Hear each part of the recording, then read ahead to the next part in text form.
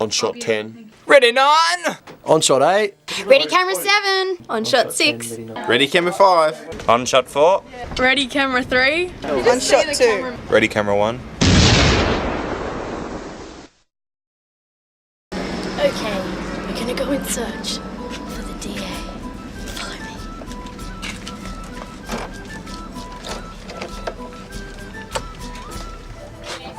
Maybe they're in here. We don't know.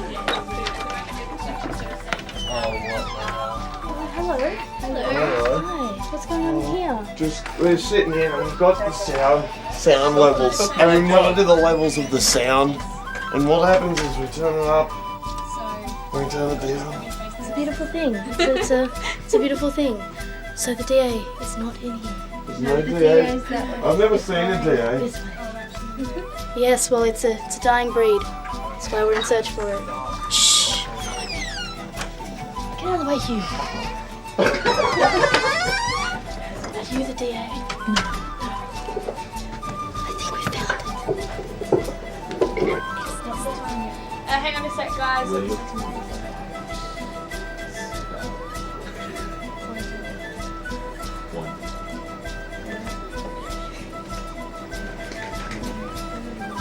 Okay, we're gonna go in 5, 4, 3, 2, 1.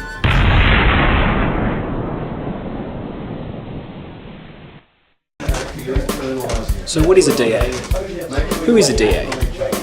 Well, we're here on the set of Skins today to answer those questions.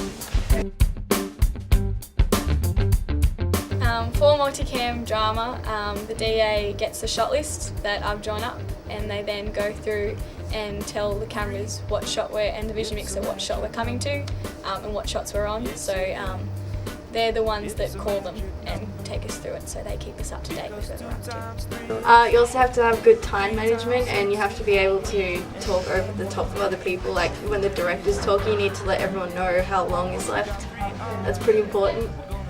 I think a DA has to be very assertive. I think a DA has to be very supportive of the director.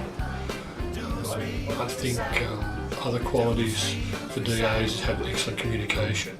They don't have to be creative per se, because that's the director's trait, but I believe that they have to be somebody who's extremely well organised, can be very proactive in the area of the script and the timing.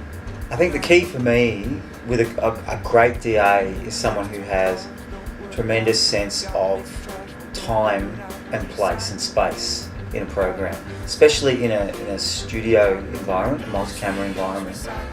Timing is obviously paramount. Whether you're going live to air or whether you're having to create a piece of programming that fits into a really specific time frame, and you want to get your content on the screen in a timely manner, you want to give your talent enough opportunity to express themselves, but you don't want them to waffle and you want them to go on with it. Our voice, time management, the ability to do about 10 things at once, the ability to turn the volume on that down.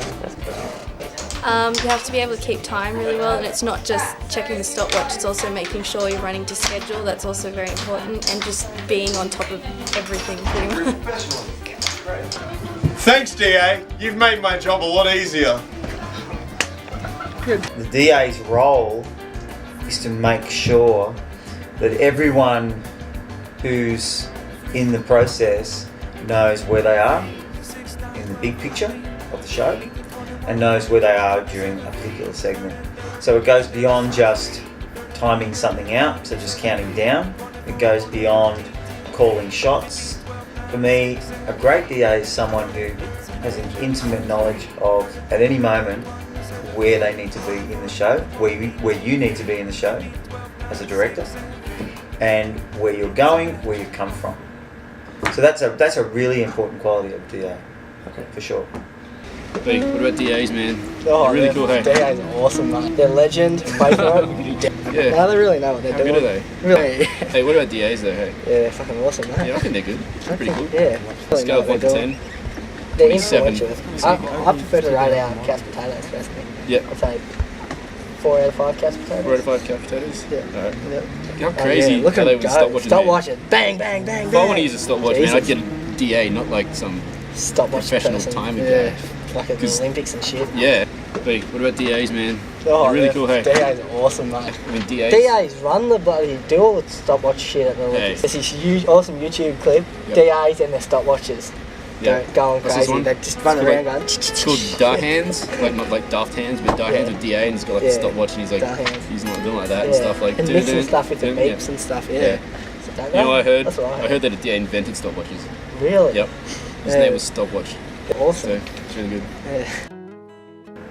If we're in a studio environment or on a location and we're doing a single camera drama, the DA's role is still important in a sense, particularly in the studio, in the sense that they are that director's right-hand man, and they're providing the director with information on the plan, on the script, on the preconceived visual map that's been figured out.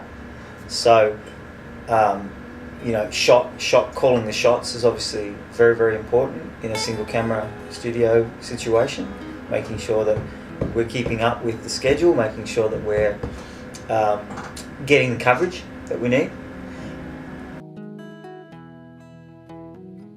There's a crossover that occurs between a DA and a first AD in a studio environment, and quite often there's a lot of confusion as to whether or not someone is filling the role of DA or filling the role of a first AD. To me, an AD is exclusively a single camera role.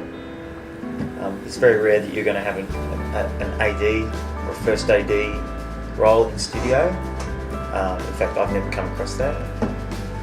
And quite often the DA of a studio will often then go and do AD work. They have to flip their thinking slightly, as an AD is much more of an organiser than a DA. DA is very much concerned with the process, whereas an AD is the guy who makes sure that not just the when we're rolling things are happening, but also when you're not rolling. So an AD is responsible for making sure that the crew and the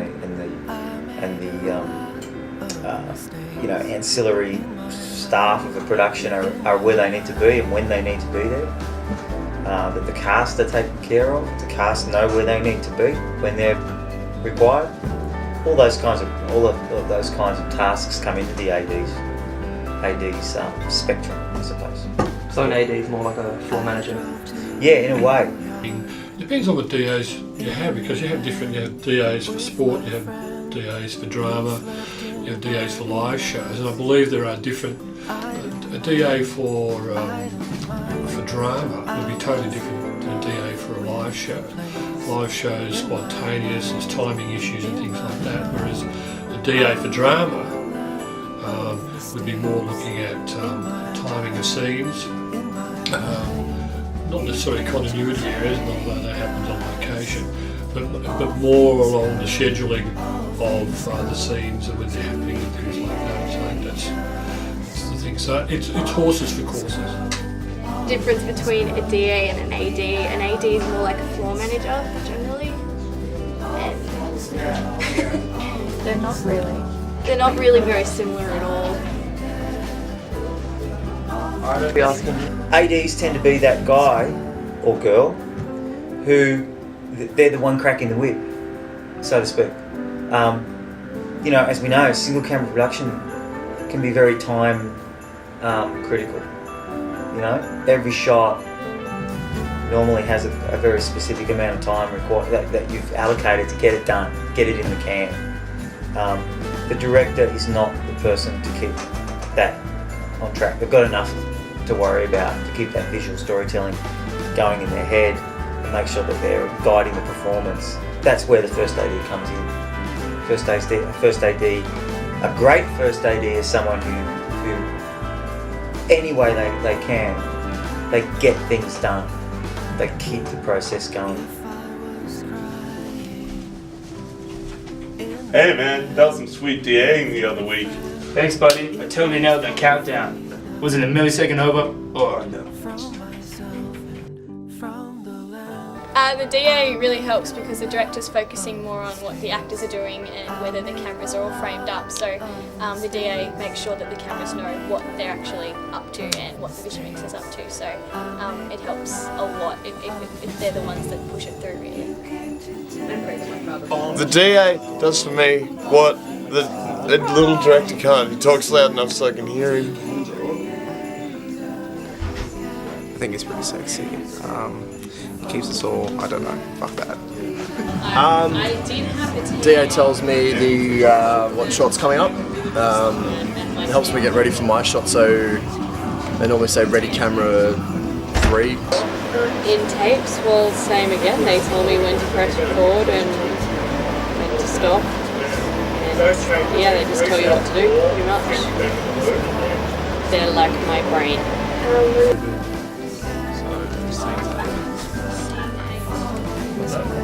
Emma, can I just ask you something? Go 3-step. Milo and it's a bit chewy, that's all. Just get out fade. Alright, let's just fade out. Okay, we're ready now. We should probably be Is there a fade to fade in and fade out? A quick rehearsal, I think. You sound pretty good at it though. 2, ready. Cassie won't talk to me. What makes you say that? Came in the post. Camera 2, shot 19. Just remind Jesse that he doesn't have to be there. We worked it from the very Let's go.